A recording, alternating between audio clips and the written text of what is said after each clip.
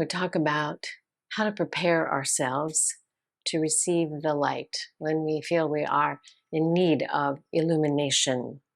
So I want to begin with a short cautionary tale. Don't be like a ship unaware of the ocean. Or the way that Rumi put it, he said, don't be the rider who gallops all night and never sees the horse that is beneath him. Here's a little more from Rumi. Just as an arrow forgets the archer, the heart forgets the giver of conscience, or we could say awareness. Heart forgets the giver of awareness. In such a state, we are like a rider who thinks he has lost his horse while he is speeding down the road. We go mindlessly from place to place searching for our horse, unaware that the horse is under our thighs. Spirit is so obvious and immediate that we do not see it. I like it when the birds give the emphasis point out here. It's so nice. Like, yeah. Thank you. Spirit is so obvious and immediate that we do not see it. We see colors, but those colors become veils, and we do not recognize the light. Light itself makes perception possible, yet we are unaware of or even in denial of the light. Light allows us to perceive both the outer forms as well as inner thoughts and states. So some time back, to offer students an overview of Vedic teachings on the nature of reality, on this light, and our experience of it, I wrote a summary, which I called the 4 Remembrance Sutras. So here they are. Sutra 1, it is. One absolute reality is the source and the substance of all that is. This reality is omnipresent. It is both transcendent and immanent, beyond, within, and through all the world. It is one, whole and complete isness, being. It's one reality, but it is called by many names. So that's Sutra 1. Sutra 2 is a corollary of that, which is we are it. That spiritual reality is the truth of our being. And because it's omnipresent, we cannot be separate from it. So we are that. We are that which is reality. We cannot see it because we can't get separate from it to see it. It is not an object. I've said it's like trying to see our own eyeball. We're in it. We are it. It is not an object for us to perceive. It's the essence of what we are. So we are it. That's the second sutra. Third sutra is what I call the sad part of the story, and that is we forget. We tend to identify ourselves with the body and the mind, and we forget the spiritual reality of our being. And this forgetfulness is the source of our sorrow. It's the source of our trouble. The fourth sutra is the good news, and that sutra is we remember. Because spirit is what we are all destined to know and to remember that truth of our being. So beyond changing thoughts and circumstances, ultimately we become aware of this unchanging divine presence, this reality, the spiritual truth of what we are. I think, as I've shared this over the years, most people can relate to this. If they've never heard it before, there's a recognition like, oh yeah, I am that. There is that omnipresent thing. Call it God, call it spirit, call it presence, call it truth. There is that, and I can't be separate from that. That's the truth of what I am. So we resonate from that. And yet I find that it's that cycle of forgetting and remembering, forgetting and remembering, that seems to be the most familiar part of this teaching. Would you agree? Have you experienced that? So the question is, what happens? What happens to us that we all of a sudden forget the soul and our relationship to ultimate reality?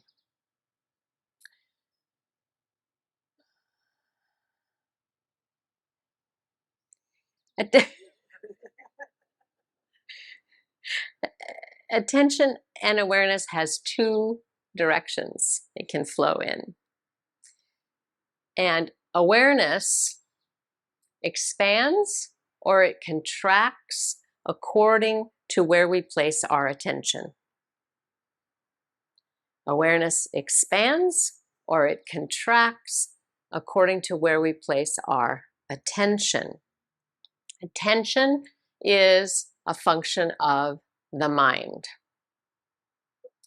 So we place attention on outer circumstances, on thoughts and things, and awareness contracts. We place attention on our essence of being, on our soul essence, on spiritual reality, on that connection to the higher self, then our awareness expands. And we can feel that. We can feel that distinction, right? When our awareness is contracted and we feel that constraint, when our awareness is expanded and we feel that expansiveness of our own being. It's a sense of presence. So I like to say it this way, that the mind can turn towards worry or it can turn towards worship. Mind can turn towards worry or it can turn towards worship. And by worship, I don't mean religion or ritual, I mean remembrance. Remembrance of the self, of reality, of what we really are. Mind can turn towards problems or it can turn towards purpose. And by purpose, I mean higher purpose, like what we're here for, what our dharma is. So this is why it's so crucial for us to learn how to train the mind. It's our instrument. So we need to learn how to train it, to turn it towards awareness of the presence of spirit, of presence, to get out from that narrowness of being caught up in circumstances. Now, here's the thing. When we experience a great challenge in our life, we naturally mobilize our attention to deal with that emergency. That's unavoidable. That's what we need to do. However, we do not have to forget spirit or reality while we do that. But sometimes we do. Until we're established in self-realization, forgetfulness can arise. It's like we step off the path, or we become like a ship that's taken off unaware of the ocean. So, how can we avoid that? How can we avoid getting lost in circumstances in life and leaving the soul behind? Of course, the soul is never left behind, it's always there, but awareness of the soul gets left behind. So how can we avoid that? So, to receive the light of spirit, to receive that divine light of inspiration and guidance to restore us, guide us forward, we have to orient our attention toward it. But how do we find it when we're in a whirlwind of challenge? That's the crux of it, isn't it? How do we lift up in that moment? How do we get there? Here's what I think. We need a pole star. we need a pole star.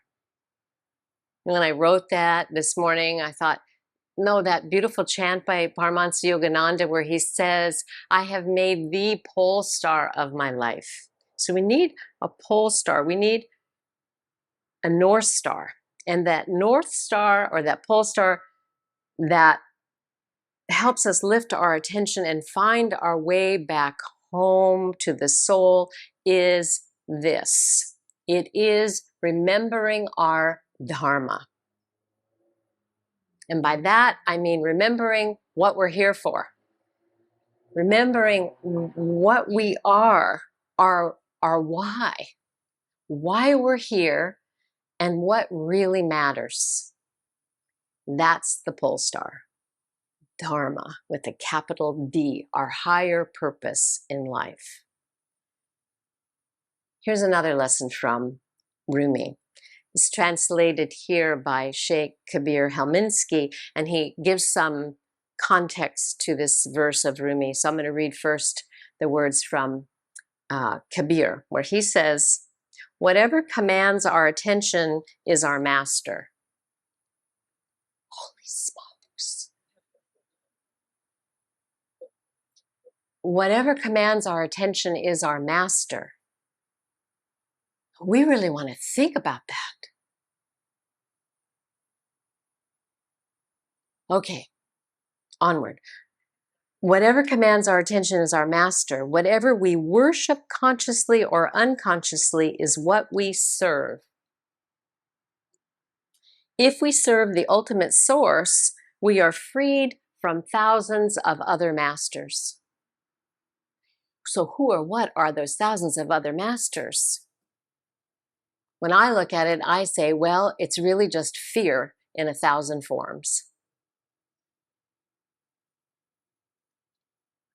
Shows up in all different ways. If we serve the ultimate source, we are freed from thousands of other masters. If we value something more than spirit, it's because of a misapprehension or a narrowness of vision. If we value something more than spirit, it is because of a misapprehension or a narrowness of vision.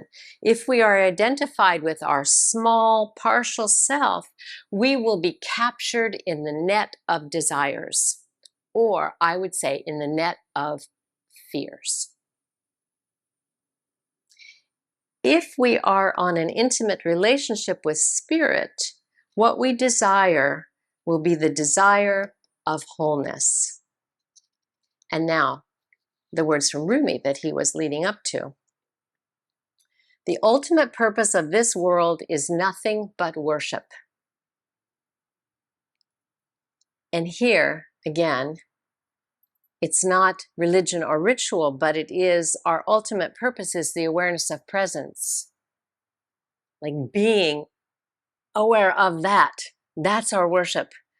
Being mindful, being present, being open to the influx of spirit that is our life. That is our ultimate purpose. The ultimate purpose of this world is nothing but worship. Though the final object of a book is the knowledge that it contains, you can also make it a pillow to rest upon. It will serve as that too. He was so masterful, wasn't he? Helping us think about, what are we doing with this gift of our life? We've been given lots of things we could do with it, but what is its ultimate purpose?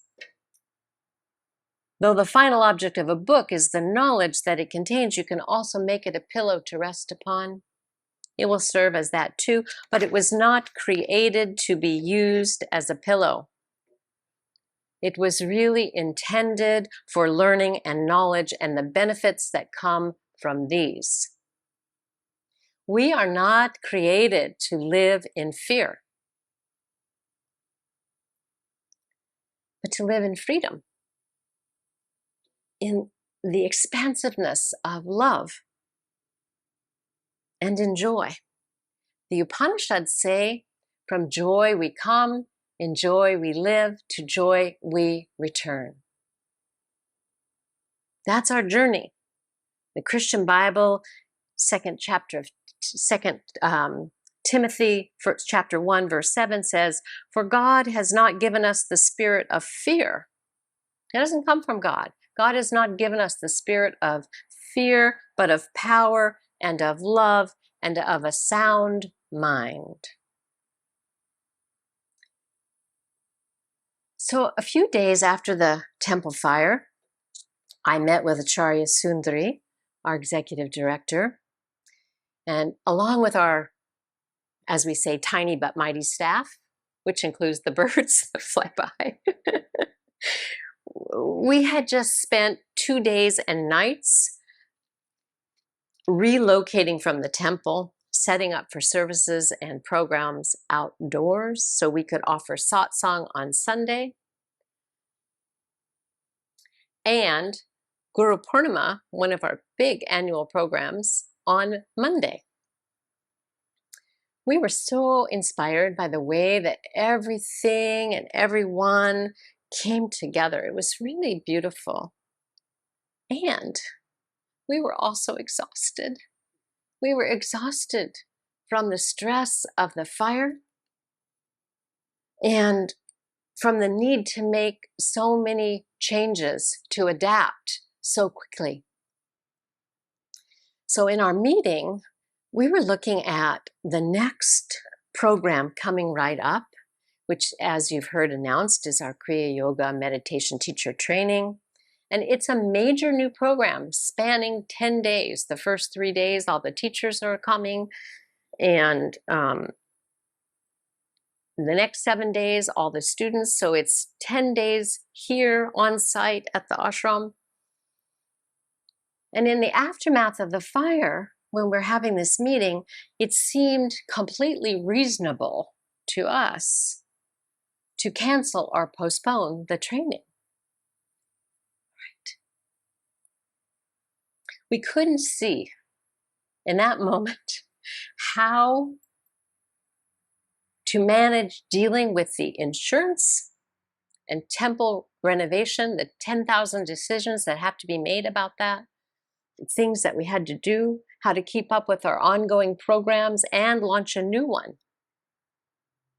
simultaneously. But as we thought about that, like canceling or postponing this program, we felt disheartened. We felt discouraged and defeated, really by circumstances. But then something happened. There was something so grace-filled and so beautiful. We lifted our gaze to our Dharma, to our purpose. And it really didn't take long. I mean, it was like 5 minutes. But that 5 minutes of despair was really hard. So we lifted up to our Dharma, to our purpose. And we know what that is here. You know, we're here to make these teachings available, to live them and to share them. That's what we're here to do. It's not a building project that we're here for, unless it's the building of compassionate hearts and minds.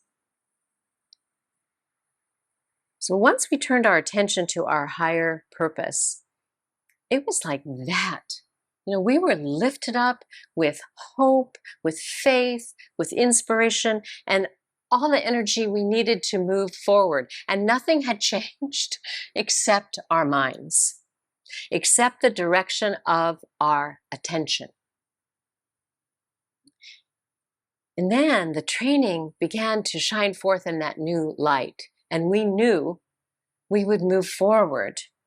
We still didn't know how everything was going to get accomplished.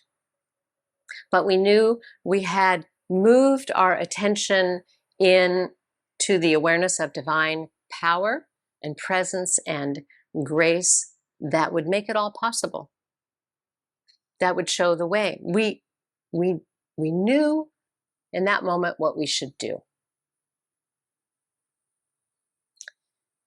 And within moments of that shift in consciousness and the change in our conversation and our attitude and our degree of receptivity, Amar walked into my office with an important referral to us from a friend of his who had just gone through a fire, and it was the name and number of a private insurance adjuster company who would assist us in filing our claim and working with our insurance company. We needed help, and it arrived immediately. That was not lost on us, and it shouldn't be lost on any of you to witness that activity of grace in your life. Now, I know it's possible that the help that we need, would have shown up at another time in another way, but I also know that not one of us is separate from the universe. We are that point of contact with the universe. Our mind is a portion of universal mind. And I know we have an enlivening, supportive relationship with life that supports us when we cooperate with it. And that cooperation is our willingness to do what is ours to do, to keep our covenant with Spirit, to remember what we're here for. So if you ever feel lost, look for that pole star. What am I here for? What is my purpose? What really matters? To stay on your path, keep returning to your purpose. Don't be deterred or distracted.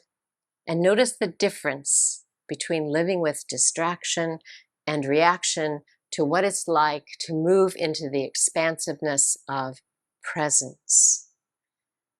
Move attention and awareness into the presence. Do that again and again. Keep remembering who you are, what you're here for. And last words I'm giving to Rumi, who said, if you wish to receive the light, prepare yourself to receive it. Om.